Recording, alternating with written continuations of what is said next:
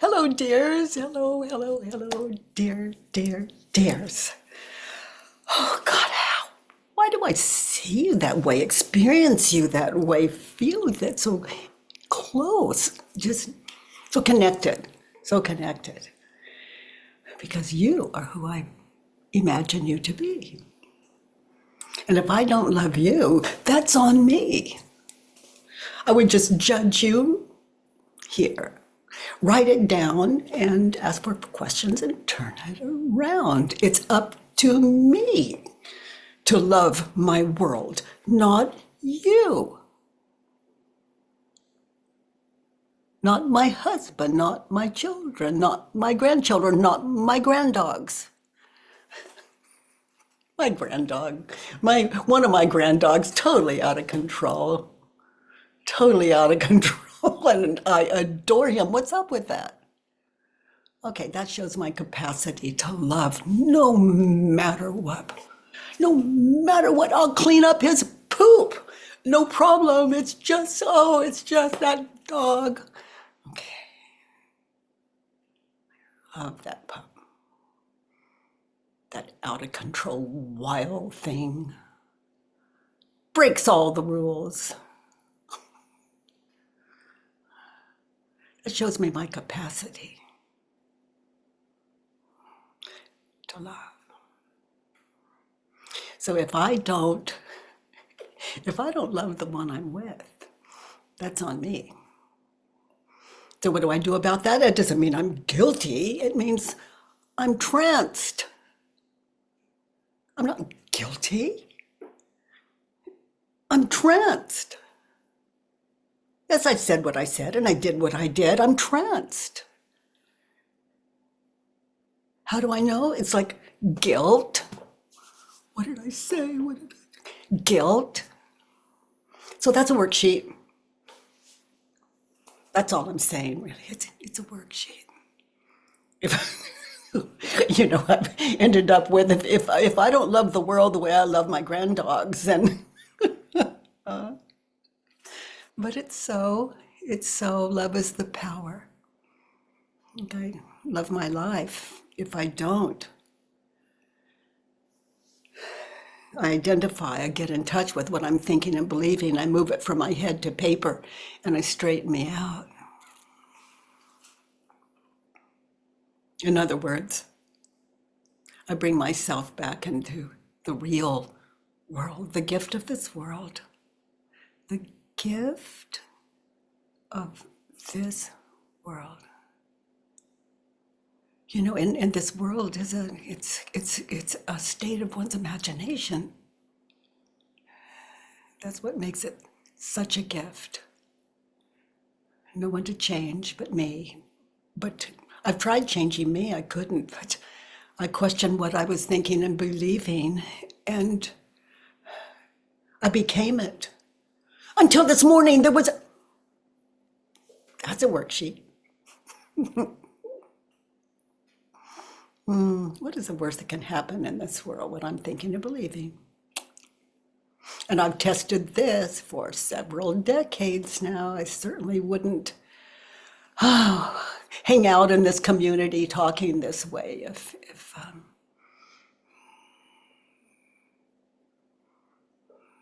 it weren't worth my while to sing my song so I could hear it. Expecting no one else to. My world, your world, and my world is heaven. Love really is the power. That statement goes into a whole other understanding when you get it. Is the power. Ego is not a power. It's just. It's intoxicating. It's like, whoa, that was a good one. I saw the end of the world. Oh, that's a good one. As I sit here, just with people I love. Out of this head. Dagmara, honey, you have a question. Hello. Hello. Katie, you are such a gift for us, for me. And you are talking about love, and I've got a test with what love is, and I'm so, I cannot even say a word. I only say that nobody can hurt me. Yeah. And it's mind-blowing. I'm just shaking, my heart pounding, my mind was crazy about it. And yes, the love is the power. Yeah. Yeah, it's the way out of poverty. It's the way out of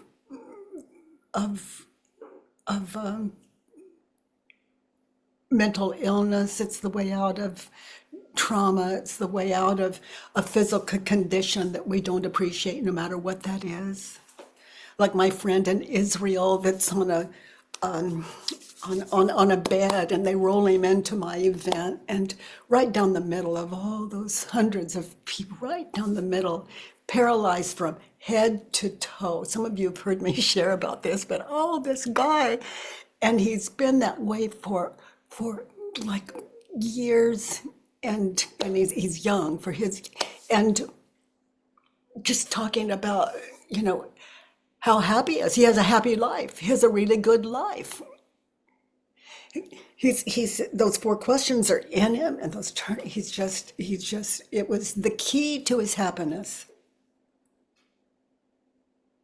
Paralyzed, head to toe, no help of any kind, no way out of it. And I just love that he's a teacher for all of us. It's hell is a state of mind. There's no evil thing striking us with. No, this is the way of it. We all have our own school. You have your mine, he has his. And yeah, thank you, Dagmara. I wanted only share with you also that it came up the trauma of childhood. So I've got some somatic experience, yeah, and even though it's just projected of the mind, it's just from the past, and yeah, it was difficult because it was like a survival mode, something. I cannot breathe. Headache, vomiting, and everything, and it just being still. Yeah, you did the work. It popped your bubble. Yeah, and it's so beautiful, so trustworthy, and I love this community and you, Katie. Thank you very much. Oh, honey, thank you for sharing your life with us. Your life. Oh boy, okay. Ivan, you have a one belief? Hi, Katie. Can you Hi, hear man. me? I can. Hi. Hi. It's such an honor to finally speak to you. Oh, I read your, I was just listening to you. I remember the first time I read your book, and it felt like a light went on, you know. But now I've been practicing the 4 questions and sharing it with everybody. But now I'm in a real pickle, and I have one belief at a time worksheet ready to go. okay. So if you allow me, I will get into it, if I may. Okay. Oh, But before absolutely.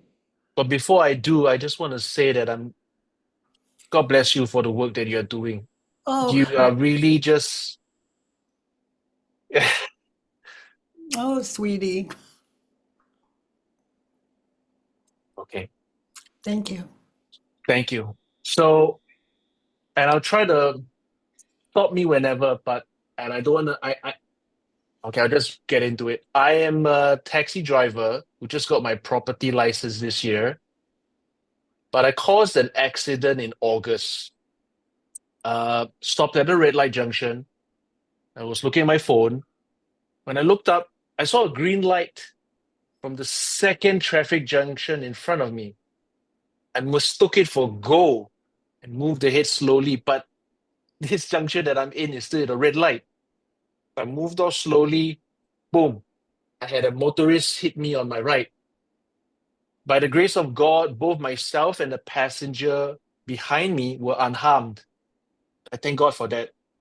Got out of the car, I saw the motorist sitting up. He's sitting up on the road, and he was able to stand up, and I saw him walk towards the ambulance. So he's fine. Nobody got killed.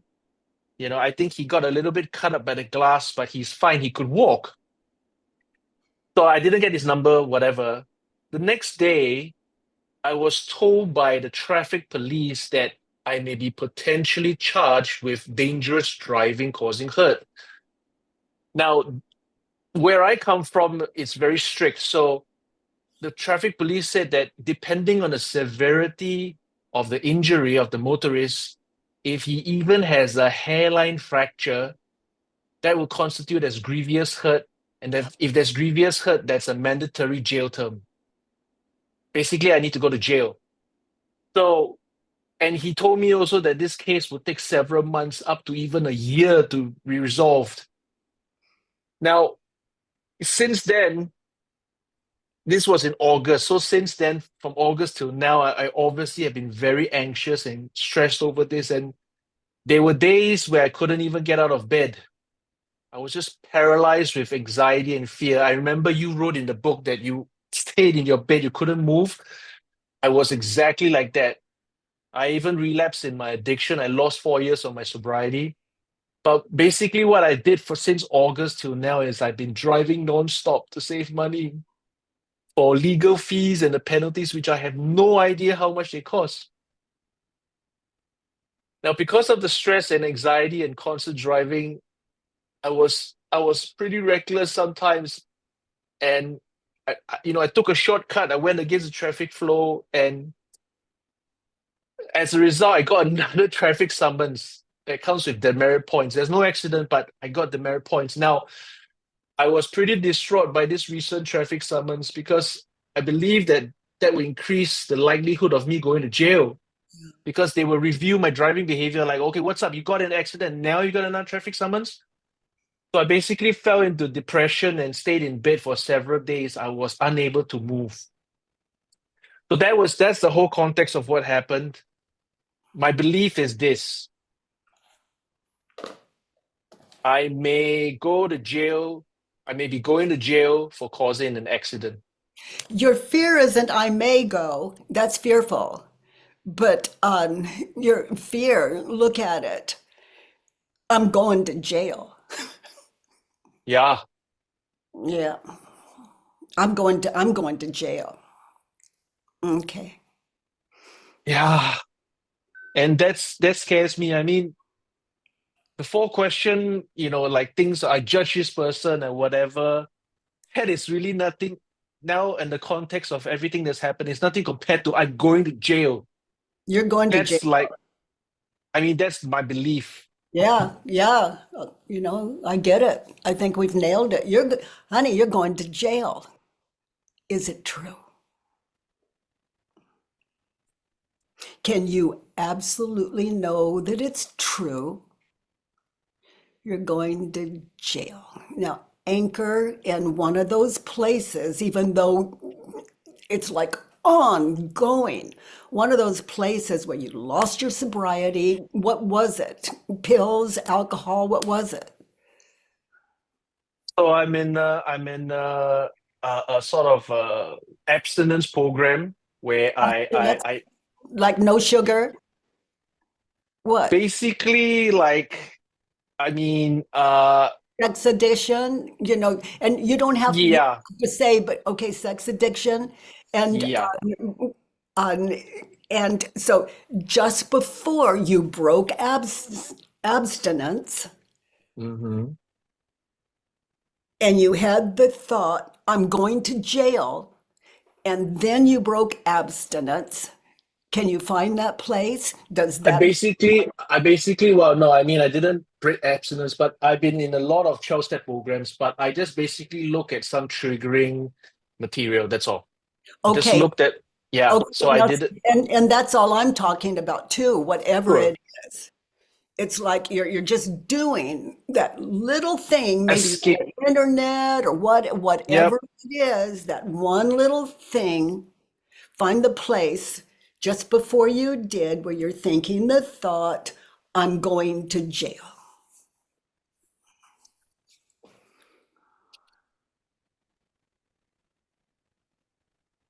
You know, look for the fear and anchor there. Okay, sweetie. So you're going to jail. Is it true? And remember, you haven't broken your sobriety. I mean, you haven't, I'll call that sobriety. You haven't broken your sobriety yet. You're going to jail in that situation just before you broke sobriety. You're going to jail. Is it true? It feels so real. It feels really true. This thought is just so. Honey, of course it does. And we're going to take a look at that. We're not going to leave anything out. It just hurts. It's just so. So, honey, let's do the work. Okay. Anchor there in that situation. Where are you? Are you sitting at your computer where you're sitting now? Are you in the kitchen? Where are you in that situation? I'm just laying in my bed and I'm just on my phone, and I just saw the text that I got another traffic summons, and then immediately like, okay, I'm done. Okay, so anchor there, stay there throughout our time together here. You're going to jail. Look at your phone. You got that ticket. And they're going to see that, and now all your chances are gone. You're going to jail. Is it true? Can you really know that it's true? You're going to jail. Can you really know that it's true? You're going to jail. Anchor there, you're in bed. You're looking at your phone. Got the summons. You're going to jail. Can you absolutely know that it's true? You're going to jail. Okay, so be there in bed. No. Stay anchored there. Don't move. Now notice how you react when you think the thought is still affecting you, but be in bed. Notice the images of the future when you think, oh, I'm going to jail. You see the prison, right? In your Yes. mind's eye. And you see the people in the prison in your mind's eye. And you see images of all those. Oh, honey, you see images of everything you fear about going to jail that you've heard about all your life. You see those images? Yes. Okay. And then you see the future with you there, and it's terrifying. As you see those images. And then you see the images of the past where you have seen movies about that. You've heard about things like that. All this stuff. Those images of the past. So stay in bed, honey. We're just looking at the ego, what the ego's offering up. We're looking at the cause of your suffering as you lay safely in bed. Okay, so look at the summons notice on your phone as you lay in bed. Look at it without the thought, I'm going to jail. Without the thought, I will go to jail. Without the thought.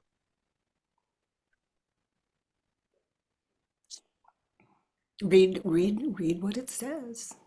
You know, you broke the law just like the rest of the world. You ran a red light because you could see a green light prior to that, prior to the Mhm. The notice, you see an image of where the green light that was beyond your red light, and you move forward.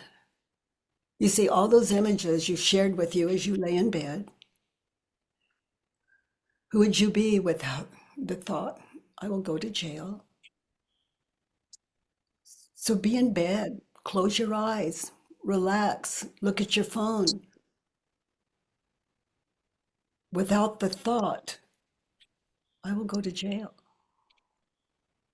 Those of you new to the work, I'm not asking you to just pretend it's not happening. No, we're looking at real deal. It's just like, yeah, you're having the thought, I will go to jail,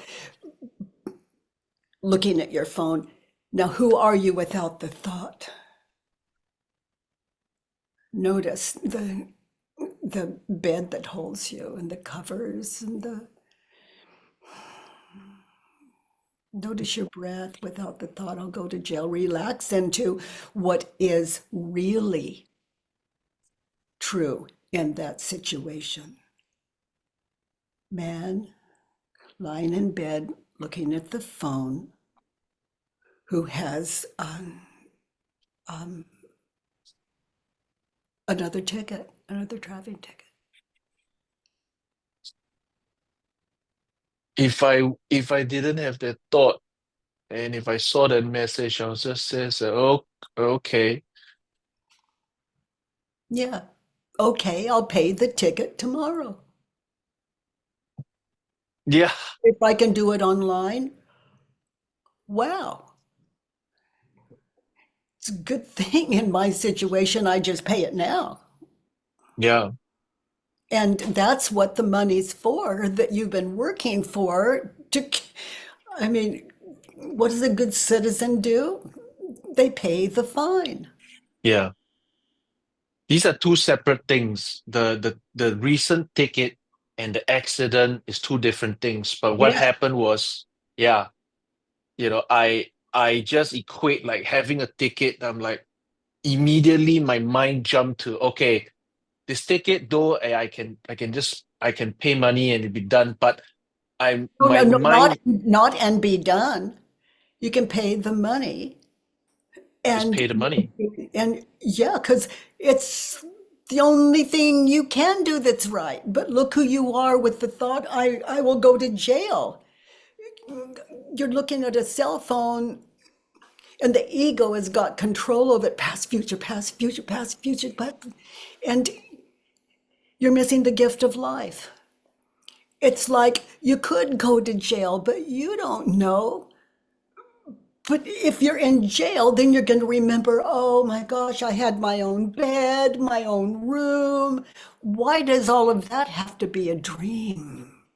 Who are you without the thought, I will go to jail, when you see you got a ticket?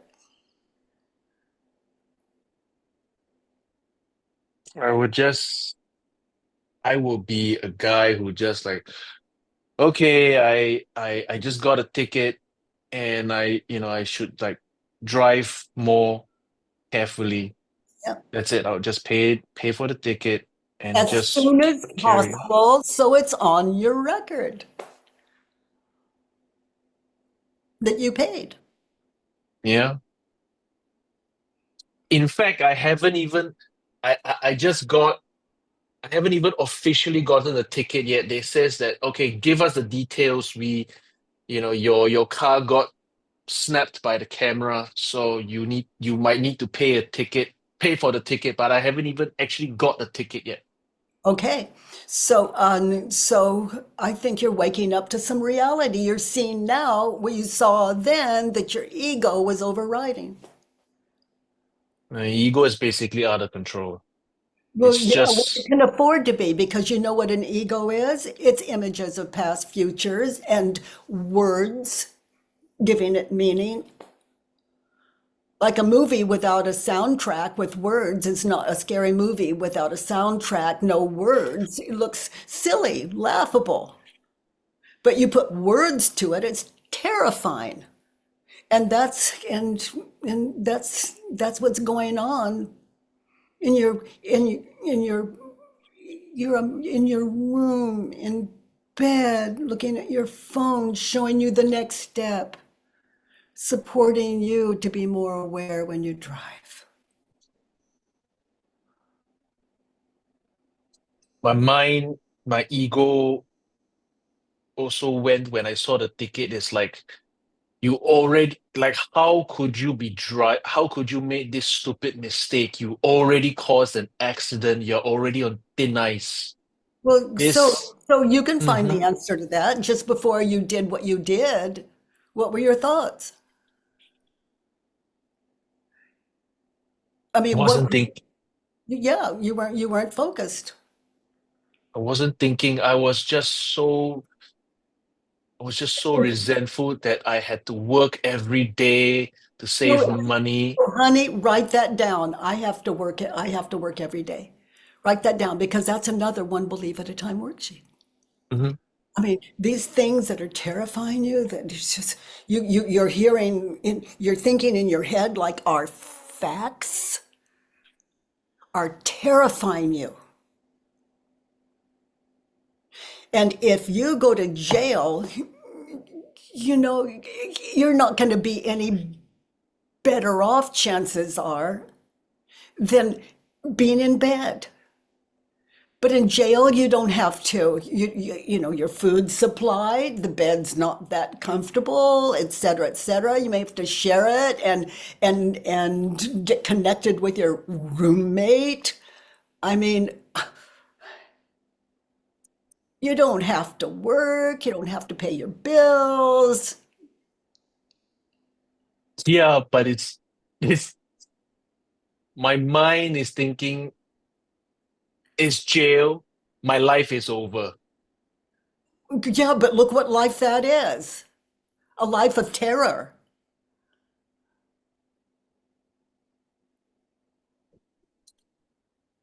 I work with Uh, guys in maximum security prison that have more freedom than we have outside of prison.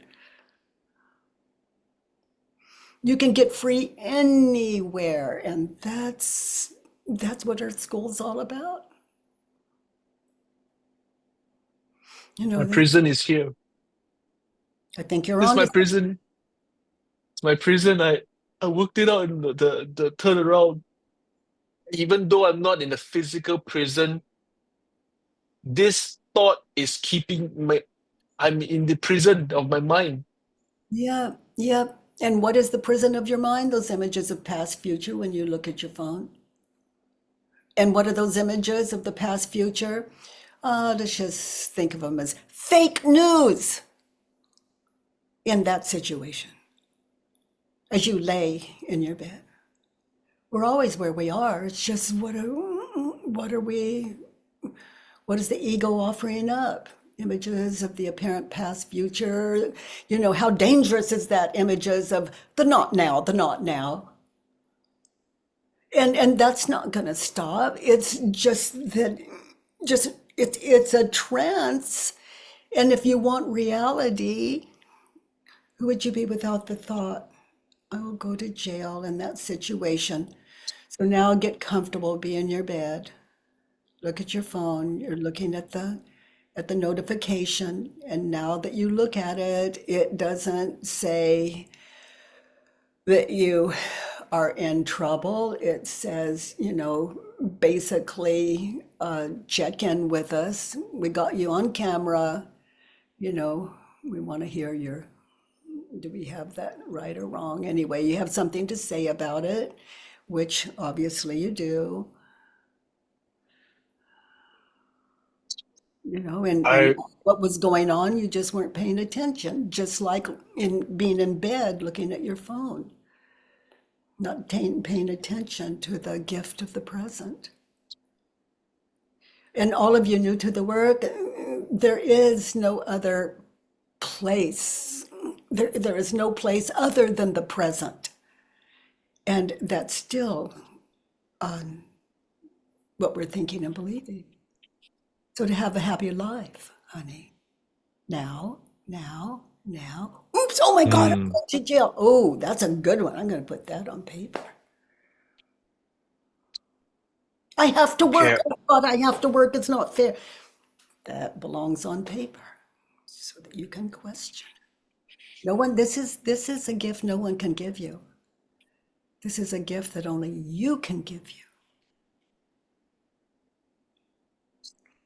I will go to Who will jail. I be without this thought? If I just saw, okay, I got a ticket, I will be like, oh, okay, I just got a ticket. Ah, my goodness. Okay, let me just pay it.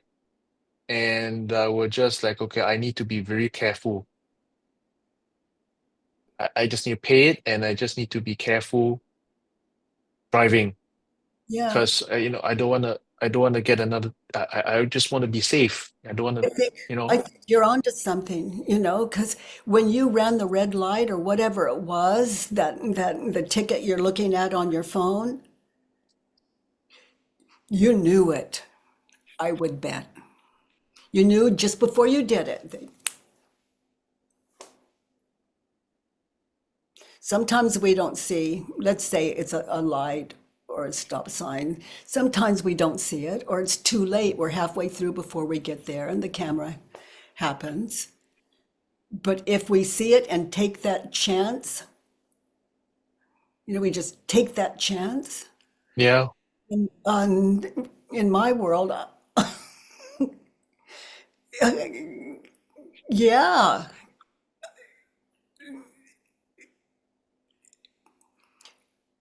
The ticket wasn't. I earned that ticket. I earned it. It's not, oh my God, I've got that. No, I knew before I did it. Yeah, And you're yeah, absolutely right. okay. So look at the You're right. ticket. Go, wow, this is a good reminder. This is a good reminder. Break the law, pay. People's lives are at stake. We have those laws for some good reasons. They're for us. It's not happening to us.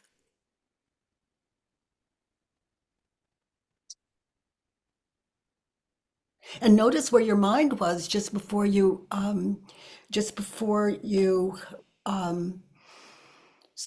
you saw the red light was there, and then you saw the green light down there. This was the first accident. This was the actual accident. Somebody got hurt. Yeah.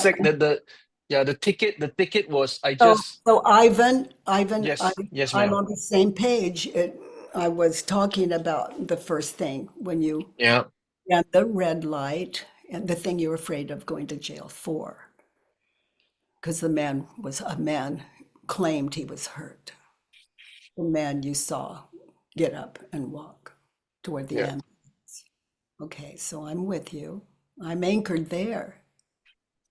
Okay, and I'm anchored at you running that red light, that you were aware of it and thought you could just make it through. So you could go back to the original one on the other side of our time together, and notice what you were thinking and believing when you looked up, saw the green light and went for it, not seeing the red one. Notice what you were thinking and believing. You were egoed, you were being tranced, looked up, saw the light, and you went for it. Now, are you guilty? No. Did you run the light? Yes. We're looking at the we're looking at the way of it here in Earth School. And when you consider on the other side of our time together, the trance you were in just before you woke up and saw that green light, and then you think cars are behind me and you just go. We're tranced. That's how we end up in jail. It's how we end up having to, all these thoughts we're thinking. And here you are, absolutely free. Just now, just now, just now. And you are right. The prison of the mind. It held you prisoner just before you looked up and saw that green light. you couldn't see the red one. Even though you saw it, you didn't see it. You saw green and you went because you were too tranced to know the difference between the lights.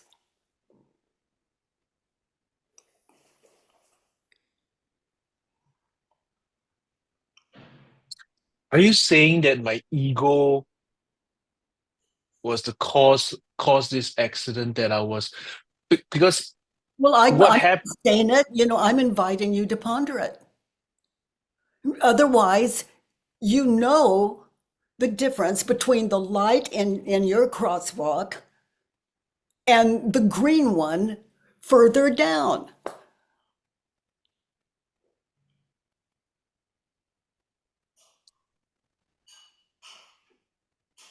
This is really going to help you in court.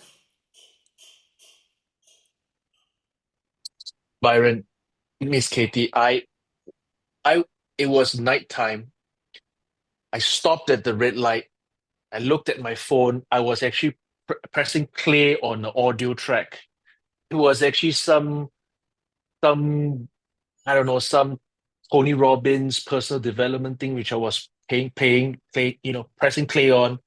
And then I was like, then I just looked up, oh, green. And then I just moved off slowly. So, but was I in the... Imagine that I was right. There Yeah. you are, in a whole other world with Yes. Tony and I was distracted. trying to improve yourself where Yeah. you would have done it in the present moment. That is, the ego. It's just, you're tranced. You're not driving. You're just getting through. Yeah. You're just Yeah. getting I was... all about the money and the freedom it's going to give you, Yeah. but you're not driving. No, I wasn't. I was just like, I can't stand to drive anymore. Yeah. I drove, I've been driving and I've been saving money, I've been studying hard, and I finally got my property, like a license to practice property, but I'm still stuck with this job that I don't like. And I'm saying, okay, let me just save enough money. Because the order of things is that you make the money in case you need it to pay bail and things like that. Yeah. Okay. And yeah. Okay. So what I suggest to you is you go back to driver school. Get in your car, do your job, only this time do your job. It's a wonderful school to focus on what you claim to be doing and really do it. Driver school.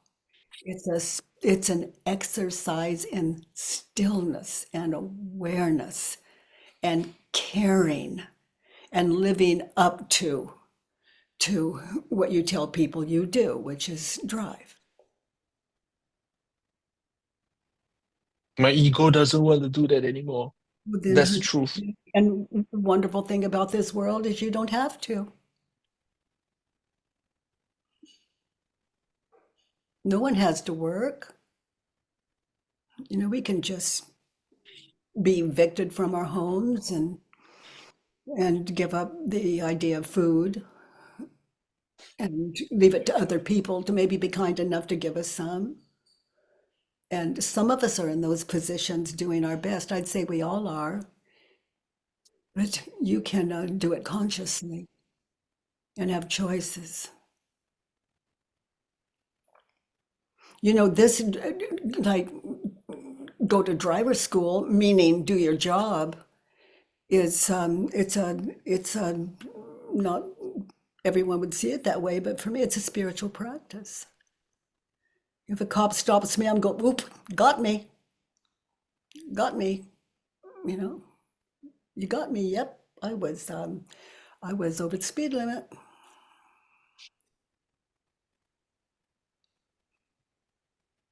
And I also might ask, is there anything I can do right now? Anything I can do right now to talk you out of this ticket? And then they'll say yes or no. I'm not suggesting any of you do that, because I would do it taking full responsibility for, you got me, did it. I'm really grateful. I'm really grateful because, I needed this little tune-up. Is there any way, anything you could do, is there any way I could get on this ticket? You'd use your own language for it, but I can afford to ask that question because he or she, whoever stopped me, they got me. We both are in agreement. I did what I did. And yeah, my mind was somewhere else, or I just, my mind, I was preoccupied, and yeah. My self-talk is, whoa, I earned that one. I wasn't completely unaware that my foot was on the accelerator. Or I wasn't really aware my foot was on the accelerator and I didn't know I was breaking the law, but something in me did, so I can't claim that. My mind was in other world. Self-responsibility. You'll go to jail, be in bed, back in jail, sweetie. I mean, back in bed, your mind in prison, in jail. Okay, who would you be without the thought as you lay in bed, I will go to jail? All those images of the future, you in jail, and all the images of the past where you ran that light and now you've got another ticket. And both of them, you were preoccupied. You were preoccupied. You weren't being a driver. You were in other worlds. You weren't doing your job, not according to the world. It's just that it catches up with us when we're not clear. And the worst that can happen is jail is just like you in bed, what you're thinking and believing. Just a little tune-up. I will go to jail. I will not go to jail. So we're finally there. All of you, you've heard my talk. You heard me talk over the questions and everything. But it's out loud what we're seeing and believing in our silence that is causing all the fear. And I'm just addressing it. How we react when we believe the thought and the trance of the ego, past, future, that leaves us in remorse and regret in the past, and fear and terror in the future, guilt and shame in the past. Oh, as you lay in bed with everything you need to be happy and more. Notice who you are without the thought, I'll go to jail. Look around your room at the ceiling. It's not falling in on you. The walls, they're not crumbling. Your bed, it's not saying, you didn't thank me, get out of it. You don't appreciate me. You just take me for granted. No, it's just right there. Everything to comfort you in that situation. And if you can't be happy, if you can be happy there, if you can be awake there, and know the difference between what you're thinking and believing and reality, then you can't take it wherever you go in your life. This is a practice. It takes stillness. I will go to jail, turned around. I won't go to jail. So let's imagine you're in jail. I won't go to jail. Okay, so be in jail doing your work. Just notice it's no different than in your bed in that situation, in jail, while you're in your cell. You're no more or less fearful than when you're in bed looking at your phone. Just different elements the ego offers up, like what's going to happen when they open your cell and it's time to go to a meal or a shower states of mind. And that doesn't say that stuff doesn't happen. But if you understand how to question your head and get clear, you don't even have to fear physical acts. I have tested this and I continue to test it. How do you test it, Katie? Because right now it's Okay, what now you're I have just spent quite a lot of time showing you how to test it. How do I test it? I've just facilitated you through how I test it. going back and forth between, like, how would you be with their thought? How would you be without their thought? Yeah, and meditating in it. Yeah. How would you be in bed without the thought I'm going to jail, without those images of past, future in your head? Who would you be? Who are you? I mean, this isn't a guessing game. Man looking at phone. Notice of a ticket. In that situation, without the fear, sanity. Oh, they're even offering that I can respond to this. It's not necessarily even a done deal.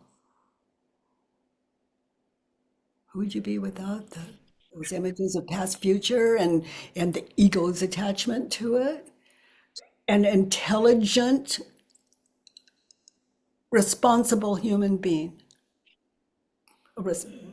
Healthy, responsible, beautiful young man. I wrote it down. Doing a big job in the world. I would be open, loving, happy, interested. Basically, all the things that you listed down in the emotions list, I will just alive, positive, peaceful, strong, relaxed, energetic. I'll be sober. I'll be light. If I didn't have that thought, I would be going to jail.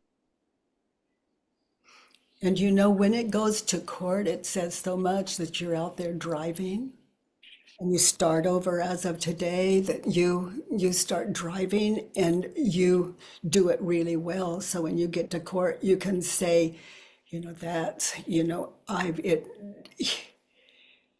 I hear his claim. I witnessed him stand up and walk. And as a result of what happened, I'm still driving, and I'm so aware of the responsibility, what the responsibilities are when I get behind the wheel. But that's not something you say and don't mean you can. But to be the one that means it, that authenticity just rings through. A judge that's even overworked knows authenticity often. But Now you go my mind. try to scam and cry and everything. They go, oh God, this guy's never going to make jail, But then the law is the law. This poor dude, I've got to, this is the way. I'm the judge, and this is my job. Sometimes they give breaks, but I don't want to go to court and whine and cry, and I just want to be honest. That's my best shot, because I did earn this. When I look at what I was thinking and believing in that situation before I ran the line. I got that from you. I'm not guessing. No, you're right. What I'm hearing is my ego just wants to go around this. My ego has been. That I have sounds like been. you at a traffic light. I just want to go around this. I just, and you didn't do it on purpose. You were preoccupied. But, you just want to go around this driving thing and just put your Yeah. mind in Tony Robbins' workshop. And that's the second event, not the first one. No, it was the first one. The first one was I was just preoccupied with my phone, playing audio track. Second one was I was just like, I'm sick of driving. I can't believe that I said to drive to save money. I saw a shortcut. I just took the shortcut. I went against traffic, and the camera caught me.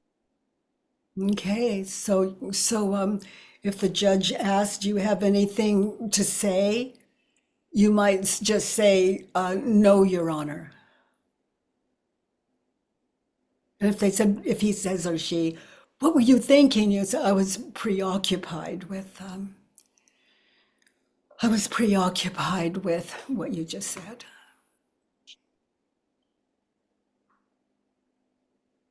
And I'm sincerely sorry, and I've learned a lot from this. Own But I up, can say basically. that if it's true too. If I'm not into scamming myself, so I give the world the same courtesy.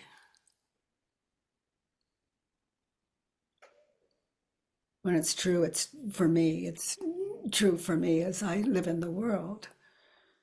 People say, "Do you ever do that?" Yeah. Have you ever done that? No, but I've thought about it.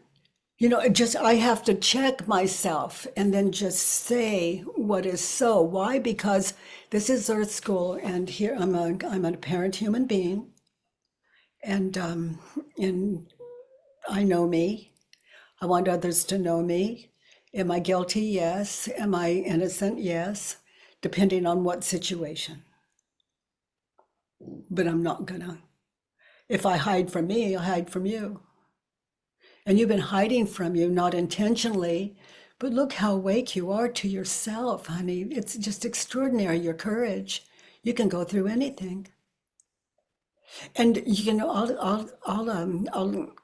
I'll leave you with this. And it's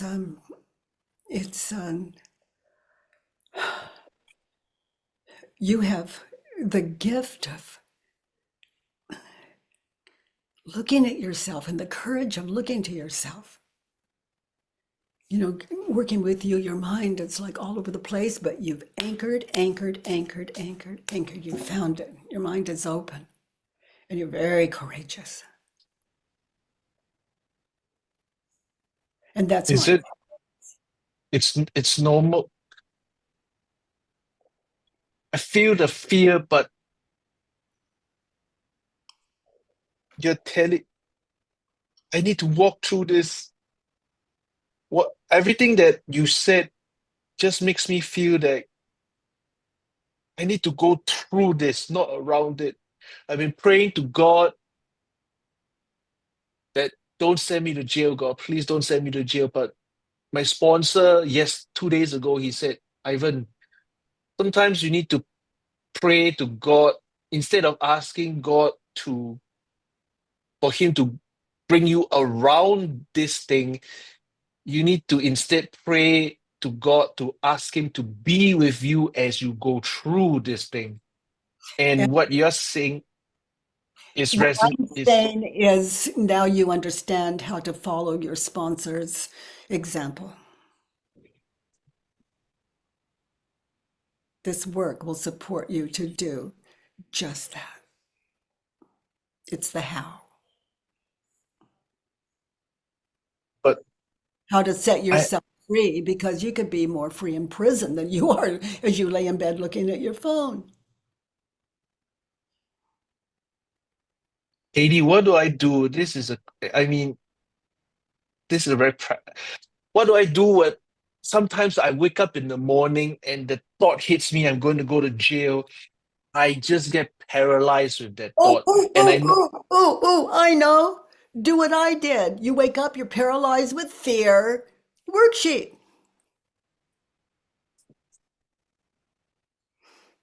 Give you what you're giving you in this community for all of us.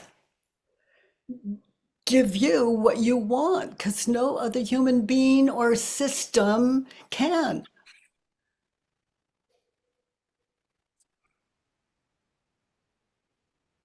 my mind is wandering. I listened to all your podcasts. I went to your yesterday's, and the people that I see that go on the podcast, I listen and they're like suddenly have this awakening and they're suddenly smiling and like they have this release. But my mind is saying, okay, I'm talking to Byron Katie right now, but why am I not free yet? Because you've only worked one thought, and I did most of the work. I'm sorry. I doubt that. Look at you're laughing, saying I'm sorry. Honestly, I'm just confused. I'm just confused, Katie. I'm sorry. I'm Oh, just honey, confused. I don't know what to. honey, what I just said was kind of like a joke you weren't quite ready for yet. But yes, you're confused. All right. So if you in comments on the thread there, Mm-hmm. if you ask for a certified facilitator or someone really experienced in doing a worksheet a day, will work with you and show you how to fill in a worksheet, hold you, because your mind is like, when you're in fear, it's everywhere, but can hold you in the work, and then do the work with you from what you've from your worksheet. Yes. Yeah, and sit in the practice, because the questions, Yes. the questions are there, but the way you meet those questions with your integrity, the way you've actually done today, just like that, you do your work, and it'll set you free. And I know people that have found more freedom in prison than they have when they were not incarcerated. Well, I really want that. I need that. I Well, you really don't need have to that. pray for it, be the answer to your prayer, sit in a worksheet. And then what will meet those questions, just see that as divine. It's a given. Mhm. It really is. Self-realization is like saying God realization. I really need it. Thank you, Katie. Yeah, you're moving from a small S self to a big S. Yeah, self, ego, big self. That God of yours that you so respect. Okay, honey. Boy, you are, Ivan, you certainly got the courage. You certainly got the courage, and it takes a lot of courage to fill in a worksheet and sit in it. But to live through the terror you've been living through, and you're still alive and breathing, you've got the courage it takes. God kept me alive. Yeah. He And kept me alive. honey, hang in with your sponsor. Good stuff. Good stuff. From what I'm hearing, that was good advice. And I am guessing that they wouldn't have given you that advice if they hadn't experienced it for themselves as being valuable. Okay, my heart. Thank you. Thank you for your Thank courage, you. honey. Full Thank you, worksheet, Katie. and get a facilitator, and I and will. and stay hooked in with your sponsor Thank you. God bless. Thank you. and you, honey. Oh boy, when someone says, like, God bless you, Byron Katie, I follow the simple directions. And this work is that blessing.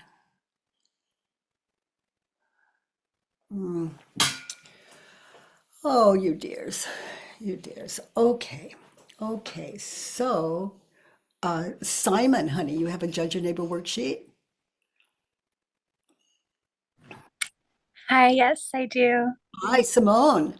Simone, yes. Hi. Hi, Byron. Nice to meet you. Thank you. Nice to meet you. So what is number 1 on your worksheet? What did you write? I am angry with Fran because he took my daughter from me, Okay, and who is he? my daughter's father. Okay, and were you married? Were you just a relation? What was it? Co-parenting. We were intimate, but never committed to one Okay, another. okay. So that can give us a picture as we follow along and do our own work along with you, which is the purpose of to support all of us. So he took your daughter from you.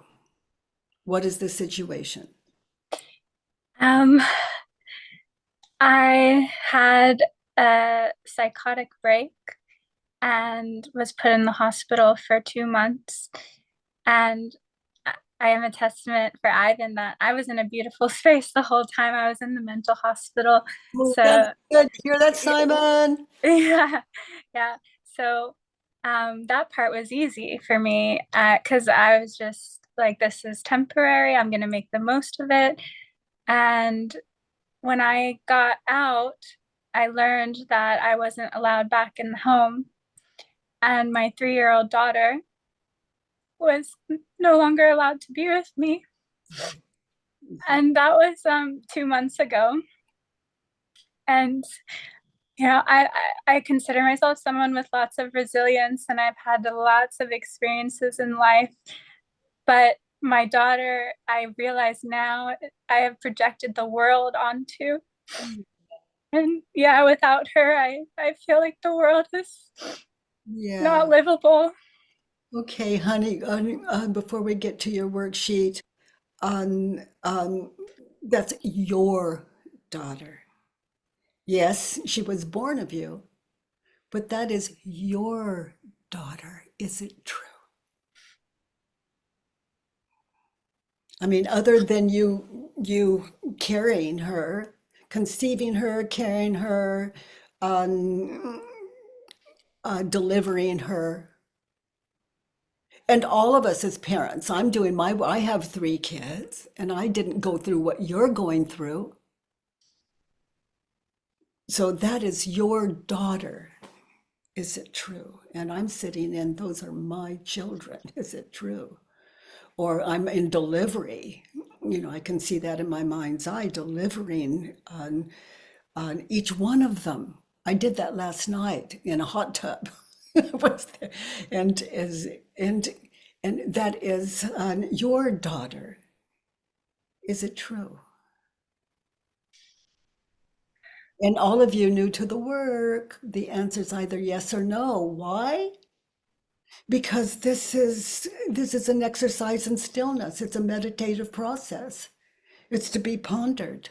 It's like a koan. That is my daughter. That little pumpkin is my daughter. Is it true?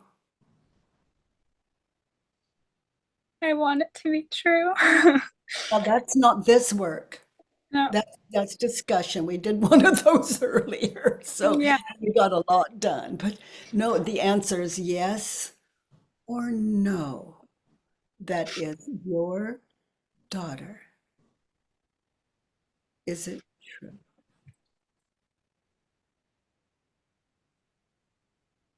The whole world would say yes. But now, we're getting down to what you think as you ponder this, what the truth is as you come to understand something that maybe you've never considered. That's why I call it the work. It's out of the box. And its ego is out of the box. That is your daughter. Is it true?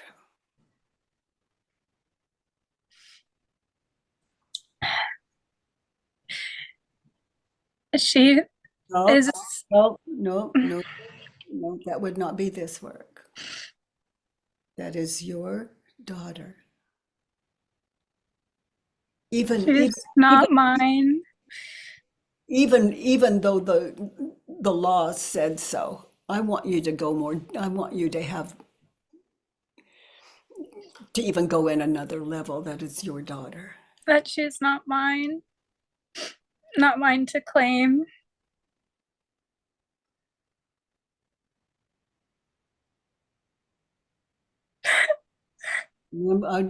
Honey, that's what the law says. That's what the law says. And I want you to come back to the question again. Go back to the baby's birth, okay? Yeah. Okay. They bring her in, I'm imagining, and they say, here's your daughter. And I'm asking you to be there in that scenario. That is your daughter. They've tested DNA. It's your, I mean, that's. So yes. Yes. Yes, she feels like a part of my body still to this day. Well, honey, I'm just looking for a yes or no. And I heard your yes, and then I heard the ego going on about the yes. Just land in yes or no. Yes, she No, came. no, not yes, she. Just for you, yes. That is your daughter. Be there at the delivery. They're bringing her to you. Notice how you react when you think the thought, that is my daughter. Be there now. How do you react? Witness it.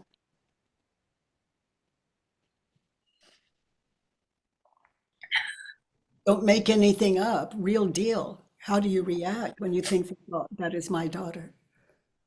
Oh, like, I'm the luckiest person in the world to have her. And vice versa, when I don't have her, I'm the unluckiest person in the world.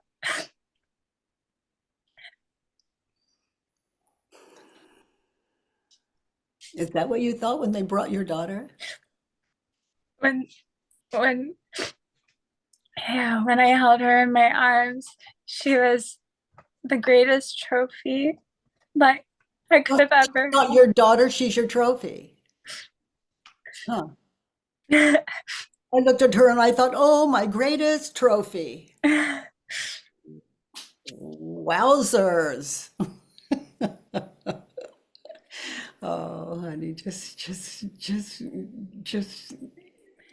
notice the ego and how it just sings its unsung song. That is my daughter. So look at her again without the thought. That is my daughter. That is my trophy. Just look at her. Just without your story that that's my anything. Just look at her and hold her.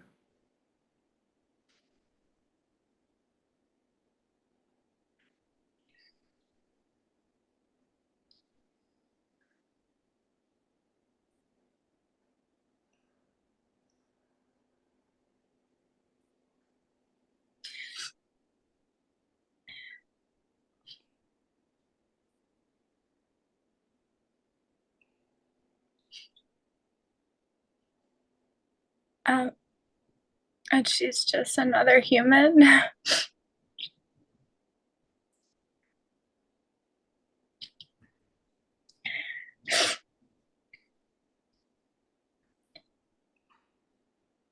I want her to be Oh, no, no, no, no, no. Let's just stay with how you react when you believe the thought. Who would you be without the thought? Yeah, that she's just another human. Yeah, that's my daughter. Turned around, try on the opposite. That is not my daughter. Yes, she came of you. Yes, she came from your womb. Yes, you conceived her. This is not my daughter. Just open your mind. What might that turn around? I mean, what might that turn around? What does it bring your mind as you contemplate? That is not my daughter. There's a void in my heart. Just an emptiness.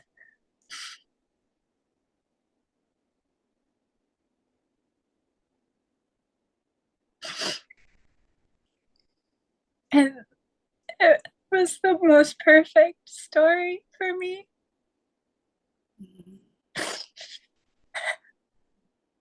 I'm looking at Roxanne, my daughter, and I'm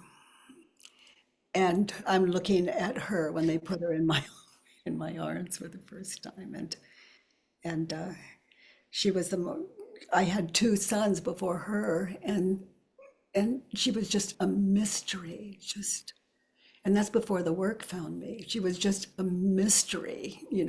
I couldn't conceive in my mind's eye what turned out to be this little baby in my arms. And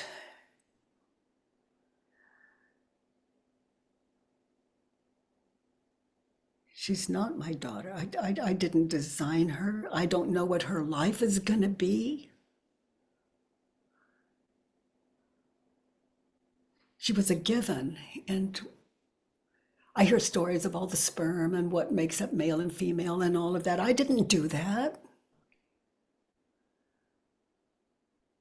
This is some kind of miracle I had. It's a given. This is my daughter in the world to support, but I can never own this little angel.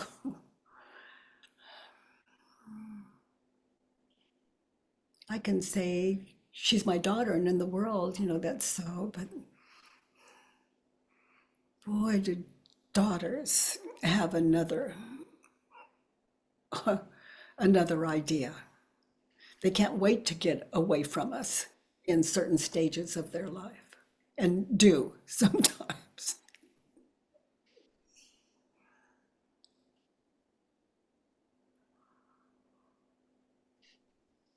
This is my daughter. This is not my daughter.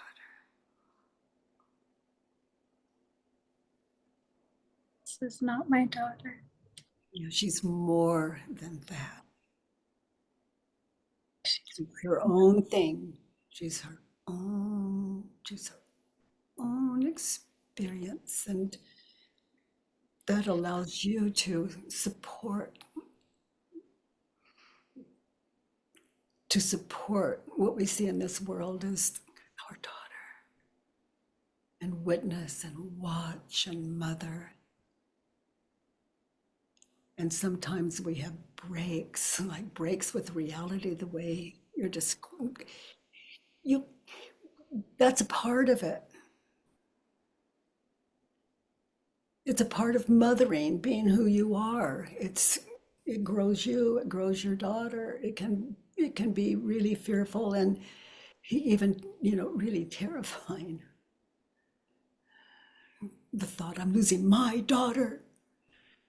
I put my whole life into this, and oh boy, oh boy, oh boy. If I call Roxanne, I said, honey, you want to visit? And let's say she says no. My mind immediately goes to, oh my gosh, she's got this life. I mean, what could be better than being with me? I want to know. And, oh, honey, what are you up to? And I get fascinated in her life. And I'm appreciating my own. My happiness doesn't depend on my daughter's happiness. And I do everything I can to support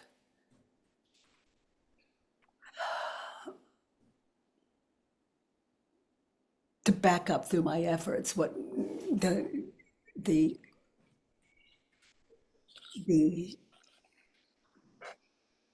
in effect, as an effect to the love I feel and gratitude and appreciation. And sometimes it means losing our daughter.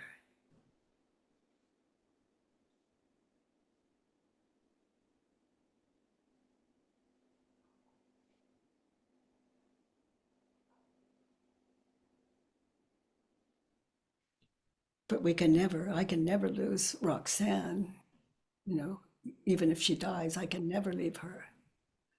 I've got that memory of her birth. I've got it all. She belongs to herself. Thank goodness. She has her life, and no one can live another person's life. She has her own.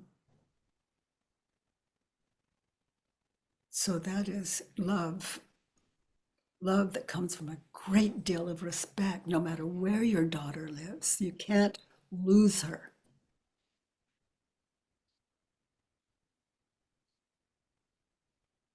And sometimes the best mothering is to stay away.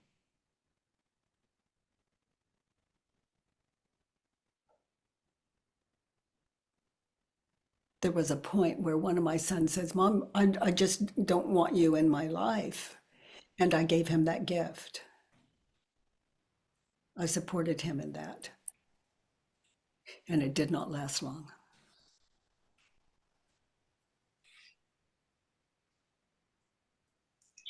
It frightened him, actually. And,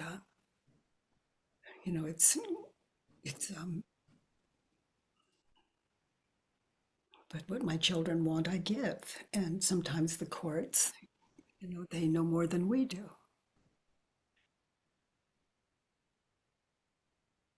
The way of it in this world. It's earth school. That is my daughter. Turned around, that is not my daughter.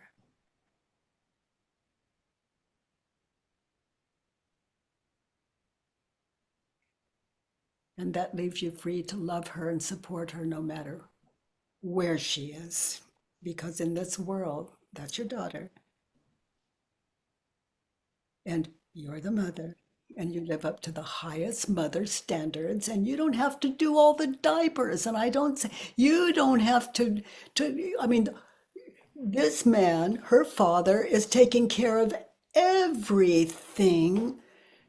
And that leaves you without, even though you might love it, without the burden as you take care of yourself and do what the doctors say to support you, not to shift into that state of mind that would cost you any time at all with loving your daughter. And we don't have to be with our daughters to love them.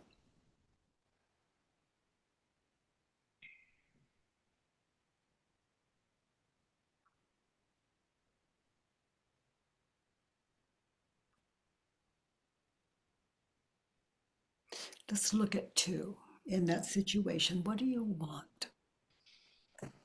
What do you I want him to allow me to take her home with me. Is it true? Are you sure? You know what put you in the hospital. Consider it. Yes, you do, but think again. You want him to allow you to take her home with you. Is it true? Open your mind. She's a baby. You've left the hospital just recently. 2 months ago. 2 months ago. Recently. And you didn't have that episode on purpose.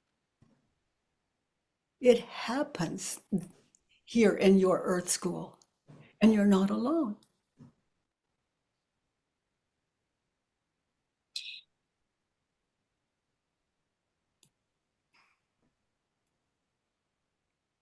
You want him to allow you to take her home with you. Is that true? Yeah. Okay, and notice how you react when you think the thought. Notice those images in your head of the future. When you think the thought, I want him to allow me to take her home with me, and he says no. Notice those images of the future that just brought you to tears. Inside, I just want to hold her. Oh, I have a solution. Would you like to hear it? Who would you be without the thought, I want him to allow me to take her home? I want her. I want, okay, I want to go to the turnarounds. Oh, sweetie, you are going through it. I want him to allow me to take her home with me. Try this on, okay? That open mind of yours, that beautiful mind of yours. I want him to allow me to take me home with him to see her. Maybe he would allow you visits in his home with your daughter. He won't. I would love that. He won't. Well, have you been too busy asking him to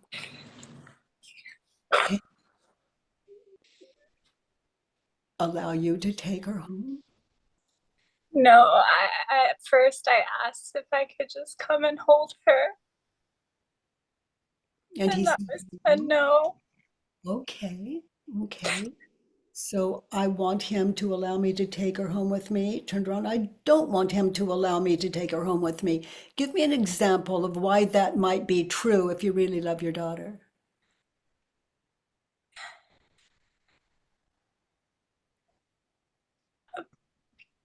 I trust her path. Yes, that's one. That's a beautiful thing, honey. Honey, look at you. You're showing up. That would be you. That would be you. Give me another example. I don't want him to allow me to take her home with me. I want the courts. I want to fight to take her home. Like, I want to make it happen, not him. We're gonna use the one, just exactly what you wrote, rather than flipping into a whole other idea. Trust what you wrote. You can always do another worksheet later with those words you just used, but this worksheet, trust it. Always trust your worksheet. So I want me to allow me to take her home. Yeah. So do you see her in your mind's eye right now? There she is. There she is.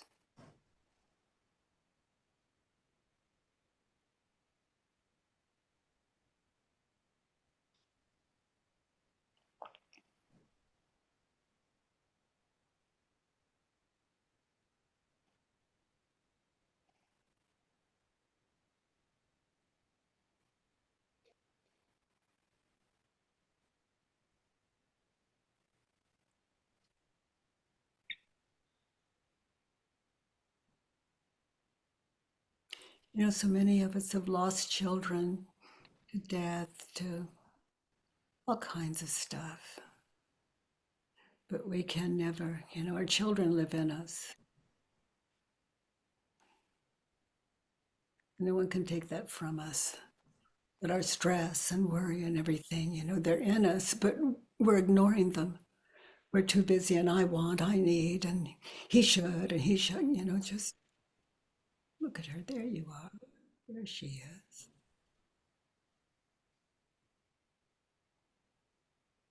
And sweetheart, that's how to get better.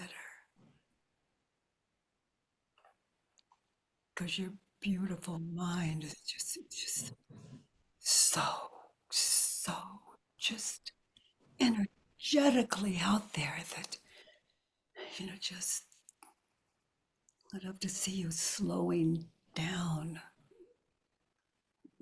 So the very thing keeping you from her, for example, that episode, doesn't have to cost you her again. Other things may, and he may use that for the rest of your daughter's life, your mom's, but he, she's yours.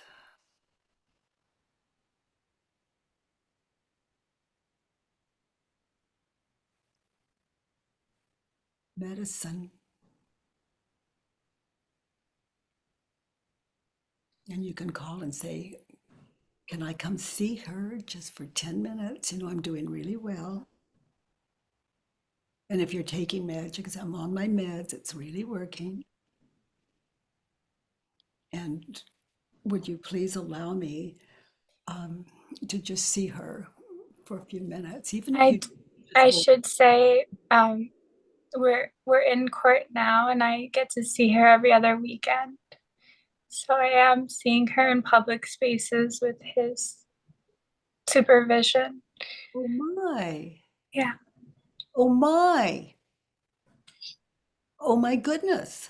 Yeah, I get to see her. It's the taking her home part is like the holding her. Yeah, well, and respect the way where your mind can go that would cost you hospitalization. So you work on you, and in the meantime, he's following the court order. You get to see her. And you don't have to take the risk that you take her home and you have an episode, unless that's what you want. I have no fear of that. I had an episode because I was in a regression retreat that went too far, and it was a direct result of that. And I never had one prior, and I'm not afraid of having one since. And I wasn't dangerous, and I never put her in harm's way. And yet they committed you. Yeah, so just trust that. You have your experience, and that experience, the effect of that experience was a little visit to the psych ward. Okay. I was so open that the world said no. I was too open. It was too loving, too open, too free, unclothed. And that's what put me in the psych ward. So I have no fear that I would ever bring harm to my daughter. It's not Other than being so free that you think she is too, and there's this other world while you're so high on not being in the world, being of the world but not in the world. The trick on Earth School is to be in the world, and being out of the world.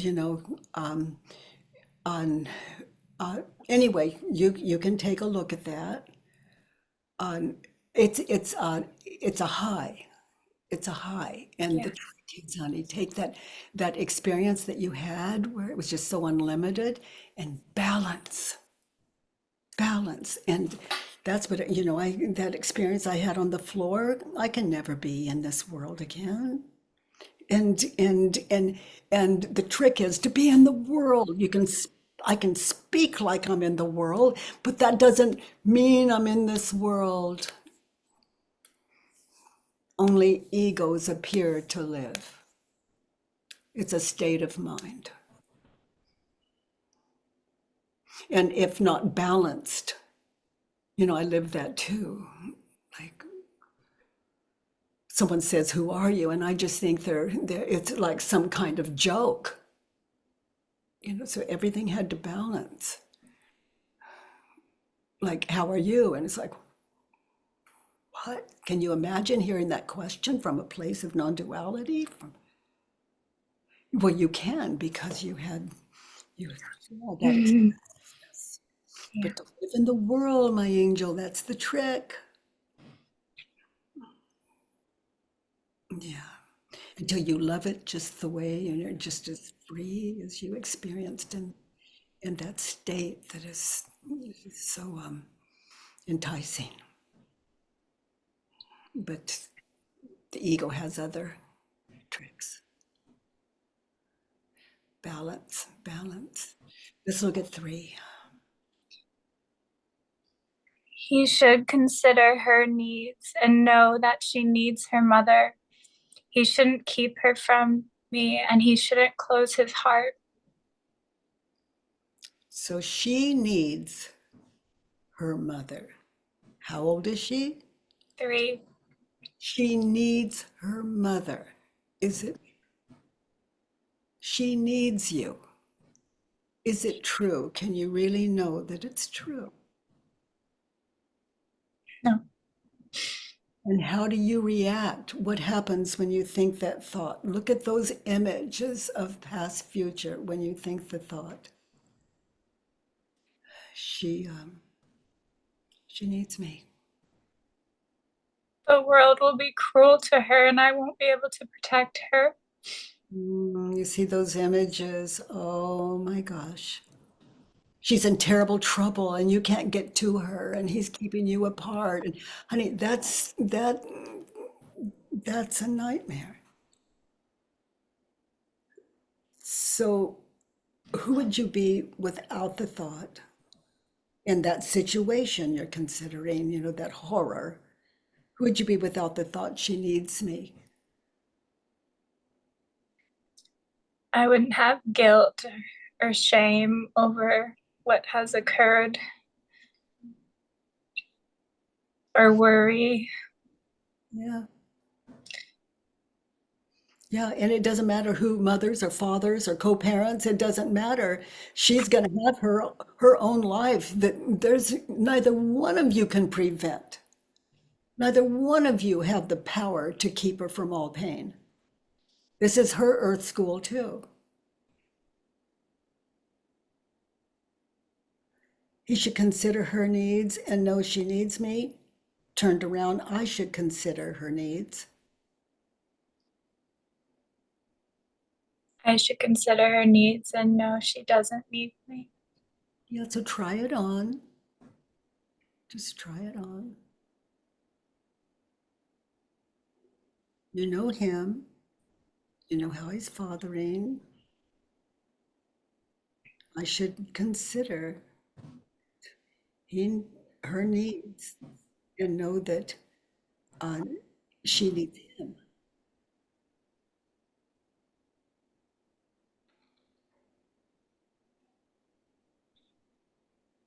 That part I do know. And I wouldn't do what he's doing. I wouldn't keep her from him. Yeah, and he's following the court's orders. You get to see him as the court sees it. You just keep doing your thing. The trick is to do it happily, to give it as a gift, to give him that as a gift, to give her that as a gift, and ponder why that might be a gift. And how it gives you a gift. I mean, there is one gift that my mind has conjured up that I want to ask you if it's just another ego trip. well, let's hear it. I would guess yes. I mean, if you're wondering, Okay. Because of what you said earlier, how we all at some point like want nothing to do with our mothers. So this makes me feel better that she's not going to tire of me. She's going to miss me from a young age and always want to be with me. Oh, honey, that is fascinating.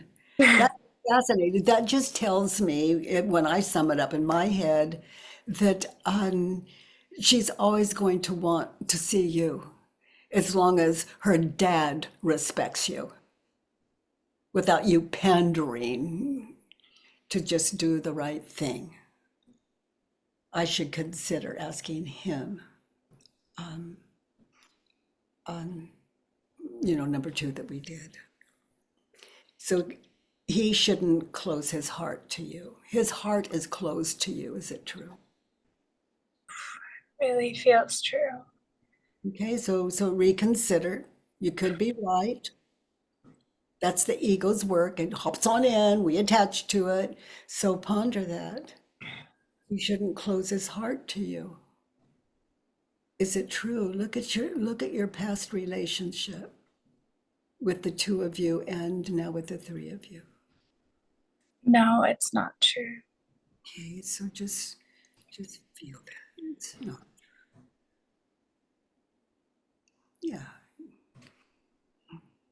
You've got a past that guides your future.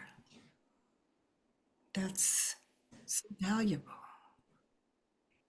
A past that shows you how to live the future. He shouldn't close his heart to me, turned around. I shouldn't. In the best interest of my daughter and my chances of seeing her beyond what the court compliance is, he's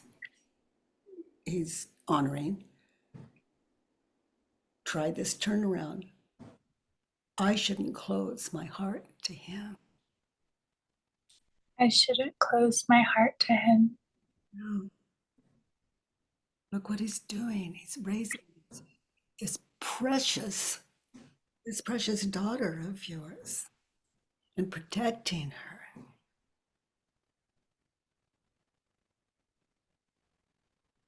It's like, you're well. That's where you're coming from. I heard that. But he doesn't know it. That's his baby too. And yet he's complying with the court's order. I shouldn't close my heart to him. You've got a lot to share with him so far. I've closed my heart to you, and I've seen you as, whatever we're discovering here, and I'm sincerely sorry. And that's wellness. He'll get to watch you grow, just like you're both watching your baby grow. But anyone with a bothered mind is an infant in a parent adult body. But adult, when I think of the word, is a mature,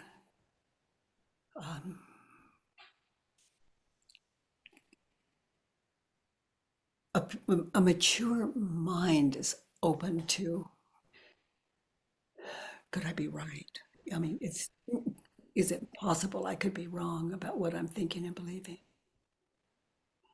And then sitting in that. The best way to my baby is I shouldn't close my heart to her father. And I should consider his needs and know that he needs me in this, so that he can lose his fear of, oh my God, she's always going to be in the baby's life and that could happen again. You don't know what's going through his head. I mean, it looks like you both love her and care about her welfare. Let's look at 4. I need Fran to return my daughter to me, to understand that he's hurting her by keeping her from me, to trust me that I'm the best mother for her.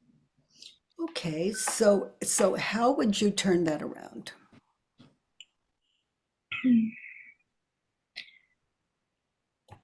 I need to understand that he's not hurting her by keeping her from me. I need me Need me to understand he's not hurting her by keeping her Okay, from me. yeah, that he's not hurting her. So take time out, live this turnaround. For me to be happy, that's number 4. I need me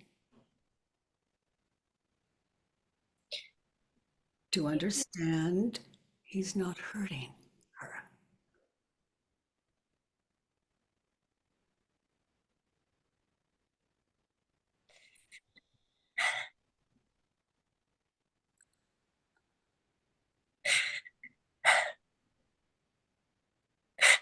Need me to understand that he's helping her.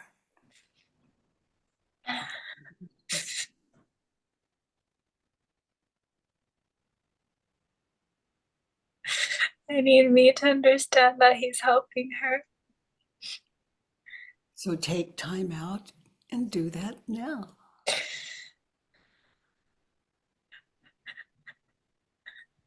He's being protective. And he's complying with the court. And he'll gain trust if you're able to live these turnarounds, having questioned them first.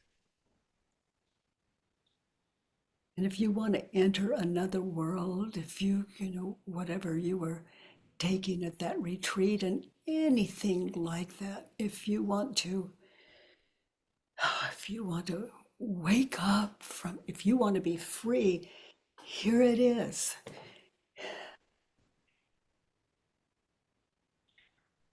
I want me to trust that he is the best father for her until I can get the result that I'm hoping for in court. And when you're honoring all of this, and it's authentic, it could be he just drops that and does equal time. But he's a good father. He's not going to do that until he can trust it. And you can thank him for that too, that you're doing your best. And it's a lot for you not being with her on top of what you've been through. Those kind of discussions really, it shows him that you're not just a mother that wants a child just to say she has a child, and just goes off to some retreat.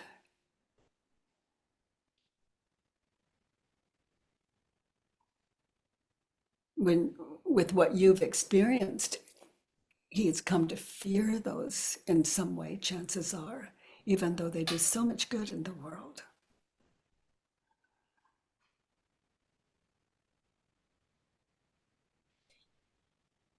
Can I share one thing? Mm-hmm. I don't know if it's important, but it feels important. Is that he sent me to this retreat. He paid and sent me to go. It's with his school. And I was just doing what I thought would make him happy. And I don't know if that matters, but it feels. Did you share that? Did you share that in court? Yeah, all of it. Yeah. Yeah. It's so complicated, but Well, he's not really. It's like the results, the effects of that retreat are what you're dealing with. He's fearful, even though he did send you, and you have no idea the sense of guilt he may feel and the way he blames himself. So it leaves it to you, not ever bring that fact up when the two of you are together with him, with your daughter, and good you do in the court. If it's not coming out of a sense of, it's not my fault, he sent me, because that's not responsible. It's just, okay, honey, to be happy, you need him to trust that you're the best mother for her.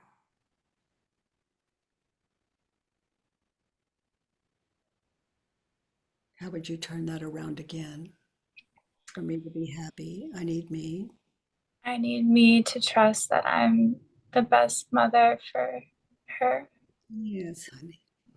Yeah. Yeah.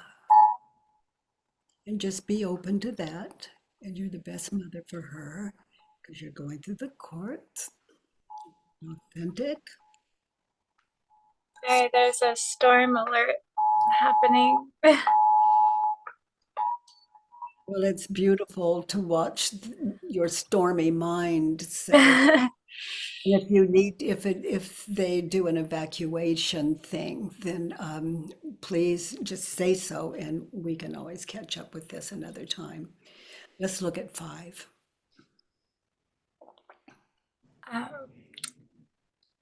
Fran is a selfish a-hole who is dishonest, cold-hearted, and vengeful. Okay, so how would you turn that around?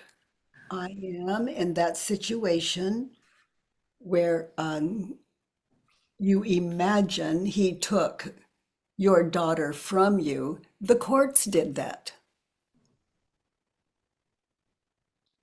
Well, he did it, and then the court said because she's already there whilst the hearing's going on, she stays there.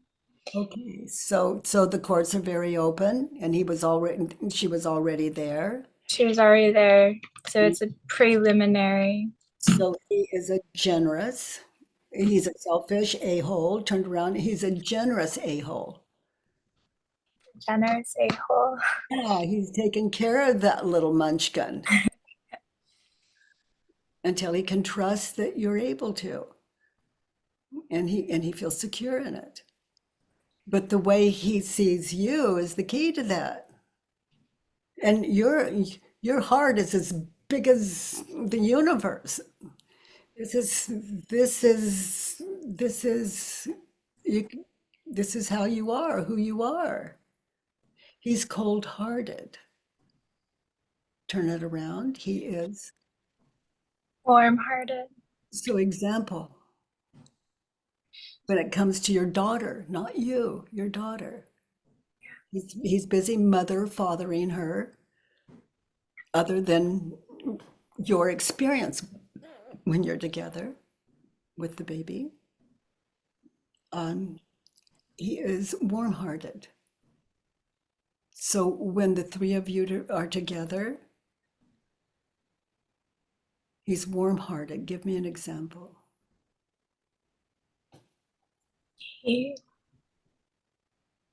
He's very playful, always with her, and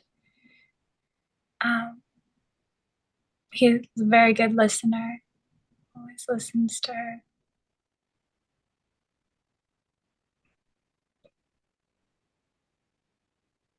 And he protects her from what he feels is harmful.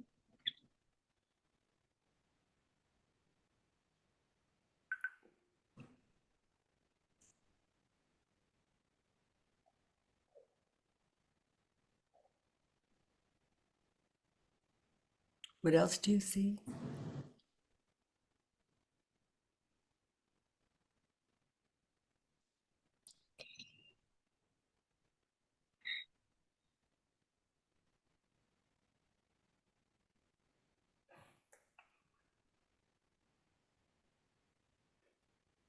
Does he ever include you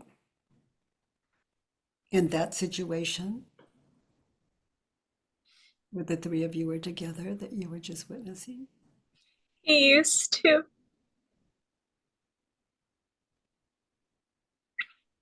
He used to be warm-hearted and loving towards me too. Okay, so the three of you are together. The last visit, he is warm-hearted. And yes, he is to her. But are you included at all? Right now, He is warm-hearted. Find just one tiny example of where he's warm-hearted to his child's mother. In that situation where the three of you are together due to that court order. he doesn't speak badly of me. It's one.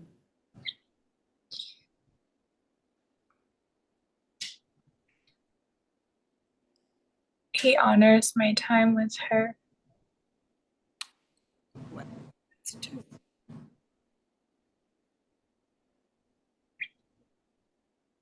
If you find two, you can find three.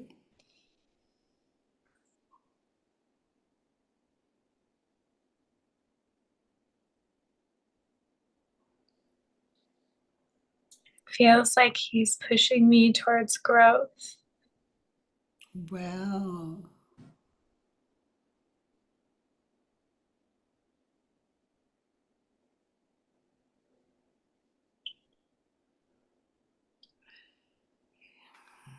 I love that you can see these things. You know, everyone in this world, those are my teachers.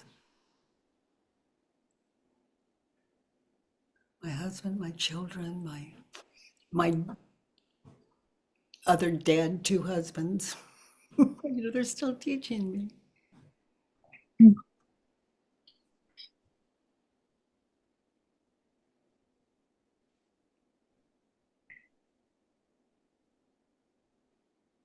So as you're pondering that, the three of you together in that last visit, what do you appreciate about him? The way he plays with her and how respectful he is of my time with her, and how he protects her, how he's pushing me towards the most uncomfortable growth experience of my life. He's being responsible as he sees it. And I don't hear anywhere from you he's unhappy for the three of you to be together, even though it may interfere with his job or something like that. Other than that,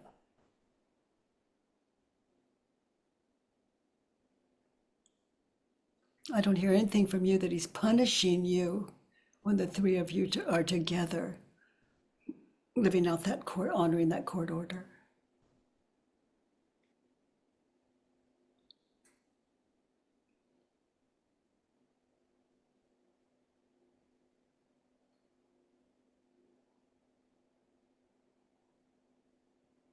And notice what an opportunity of having the grace of being a family like that. Even if it's just those small lengths of time.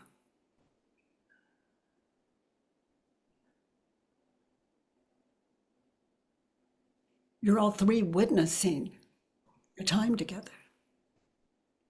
And from here, listening to you, there's a lot of respect going on. That's what every family wants.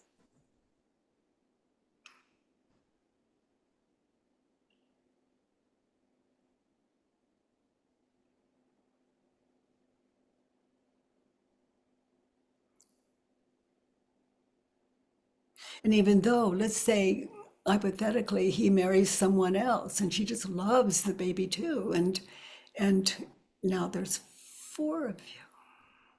loving your daughter.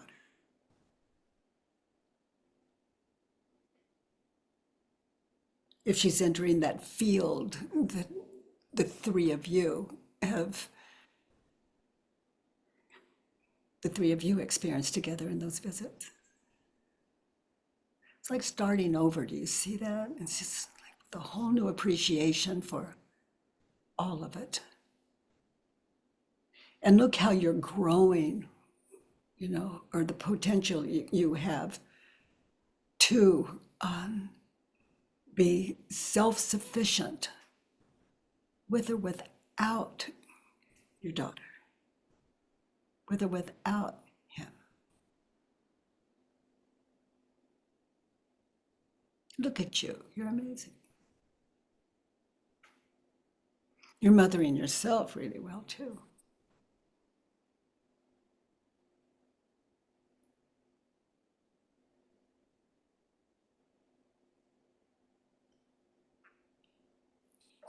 Yeah, that feels like the greatest gift that I am receiving is learning to mother myself. It's important for your daughter to see how it's done when you're together.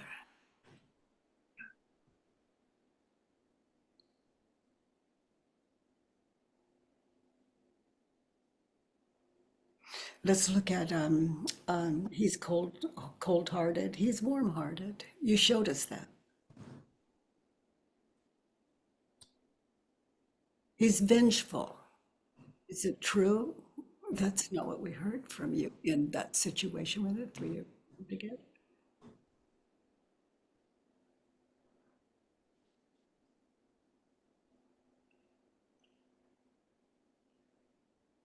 And if you ever experience him being vengeful on the phone or anything like that, well, guilt is riding him so hardcore in his head because he's the one that suggested you go.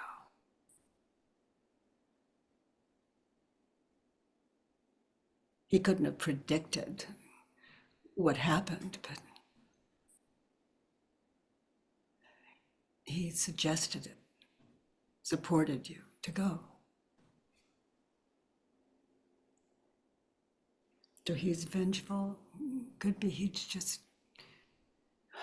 you have no idea what he's taking on inside himself.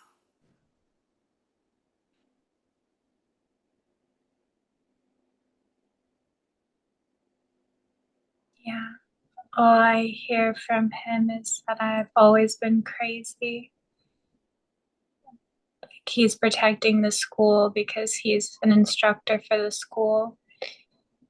And so that's where that came from, the idea that he's vengeful.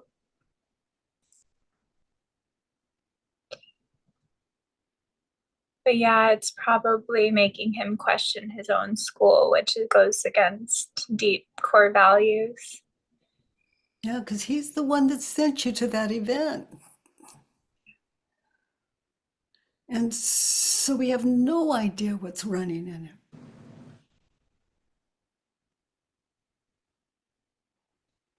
That would cause him to be the way he is in this situation. So he's vengeful, turned around, I'm vengeful. I'm vengeful. Yeah, so any examples there that come to mind in that situation with him? Oh yeah, if I could, I would take my daughter and jump the border and never look back. Oh, whoa. Yeah, boy, I can see the two of you, that babe in your arms going, oh God, what happened to my warm little bed and my little, like, what's up with this? I want my bottle or I want my cereal. Mommy, I'm hungry. You move too fast. You're not prepared. And by the way, what happened to Dad? This wonderful dad that I had that we both agree with, he's wonderful. With a couple of little flaws like the rest of us. Oh, sweetie. So wherever you're vengeful, just notice and bring yourself back to your heart. Love your daughter and appreciate him. Let's look at 6. He's taking care of that precious for you, until you can get through this. Yeah. 6 is I don't ever want to be belittled, disrespected, and betrayed again. I'm willing to. I'm willing to be belittled, disrespected, and betrayed again. Yeah, because if you feel that way again, honey, it's another worksheet. That's the point of number 6. And I look forward to, and read it again. I look forward to being belittled.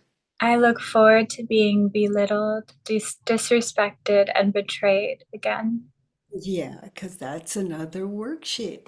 Yeah. Until you can think those thoughts and you see something else in it and it levels out, just the way we're sitting together here, just we think a thought, but it's not just that one thing, an open mind can see it all.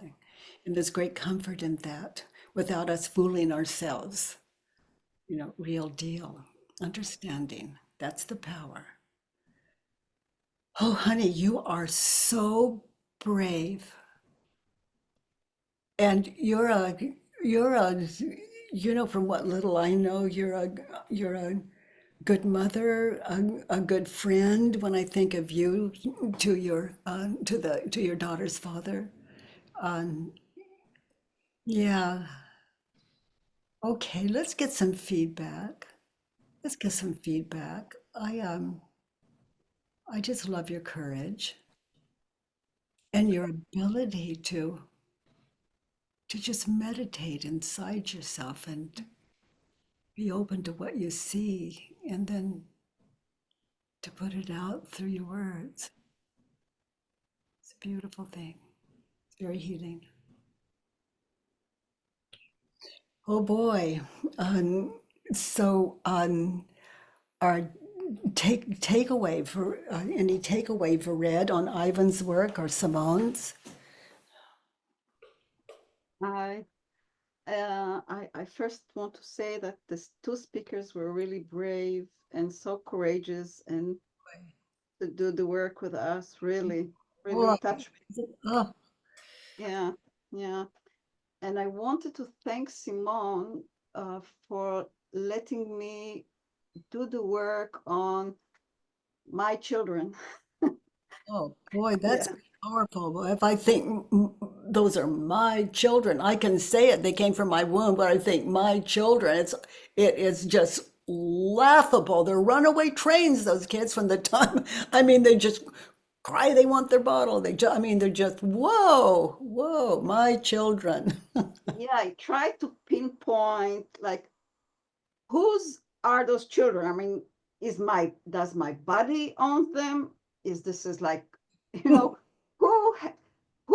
children are those? It's like really trying to catch, and there is nothing there. I mean, and what I could see is how the identification and the suffering is so much, centered there, that they are mine, and they are some kind of extension of my ego. Yeah, their mind, and it's my responsibility, which holds little respect for our children as they're growing, even from infancy and to 1-year-old, 2-year-old, months old. It's a, oh my gosh, oh my gosh. It's not even this. It's like not respecting the universe. It's like I'm God. I mean, they're mine, and I am the total charge of whatever will happen to them, or Yeah. who they are, or how they will grow up, or It's delusional, like we have any control over them whatsoever. exactly, and the suffering that comes, and if they don't succeed, then I'm the one that is not. It's the whole, like, Oh, there's so that's much concentrated around this, my oh, children. oh gosh. What will people think of me if they say and do this and this and that? Exactly. And if there will be a failure, I'm a failure, and I'm a failure as a mother, and Yeah, the they get a whole, speed ticket. It's my fault. They should have. I mean, everything. I, me, I, my children. And it's like, ooh, it doesn't give them. Oh, It's a oh, good reminder. I mean, it's like, wow, wake up call. yeah, yeah. Oh, it allows us, without the thought, allows us to see uh, what they're doing in their lives without it being about us as parents. Yeah, or feeling close, or loving them, or just Mhm. watching them. It's It like, brings them closer, but it's nothing they have to know. right. But it's something they certainly get. Mm. Yeah, thank you, Verit. Oh, Thank I you. mean, Thank you. yeah, and Aaron, honey.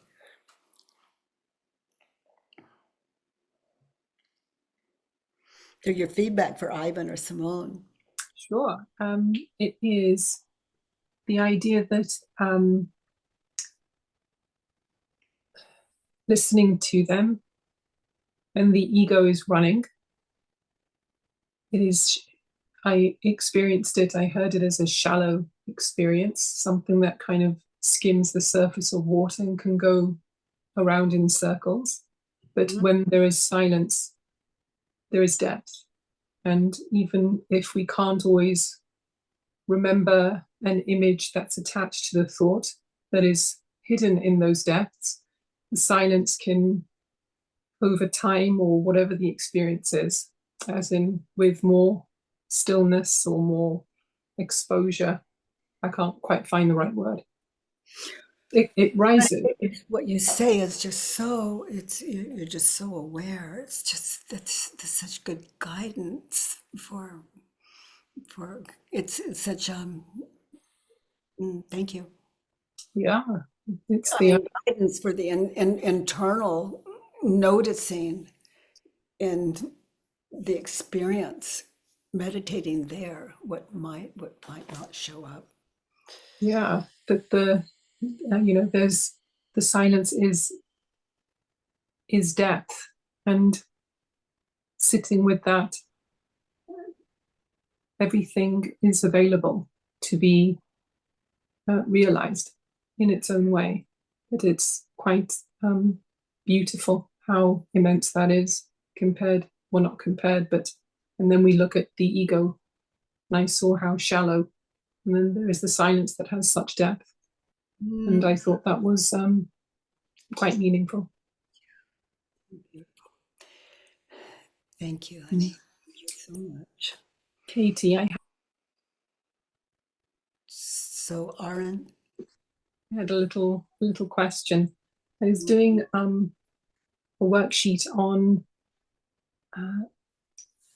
I met somebody who I had a good connection with, a guy that I was attracted to, and I found there was nothing in the way of it. It just kind of, everything was a very, very good experience.